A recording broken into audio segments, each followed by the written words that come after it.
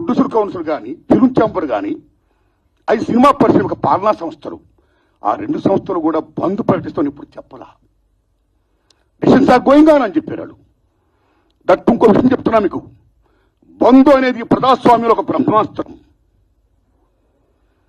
ఎవరైనా బంధు ప్రకటించే ముందు సినిమా ఇండస్ట్రీలో అకార్డింగ్ టు నామ్స్ 3 వారాల ముందుగా తెలియపరచాలి.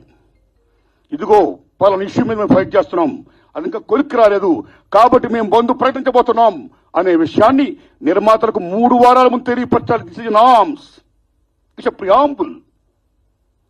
3 వారాల ముందు తెలియపరిస్తే రిలీజ్ డేట్ ఎవరు తెచ్చుకున్నారో మేము రిలీజ్ డేట్ ఇచ్చుకున్నామండి, ఇంకో 2 వారాలు మేము రిలీజ్ చేస్తున్నామండి అని ప్రిపేర్ అయిన నిర్మాతలను ఇబ్బంది పెట్టకుండా ఉండడం కోసమే 3 వారాల ముందు తెలియపరచాలి according to norms. So June 1 bandh ప్రకటిస్తే ఒకవేళ జూన్ 12 అంటే 2 వారాలు కూడా కాదు కదా. ఏ రకంగా మీకు హరహర మనకి అది వర్తింపు చేస్తుందండి? అది కరెక్ట్ కాదు. పవన్ కళ్యాణ్ గారి మీద ఎవరైనా కుట్రమంటారు?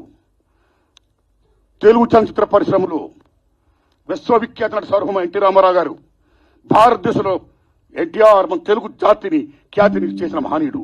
As a politician, as a CM, like this anything else. ఎంత గర్విస్తామో.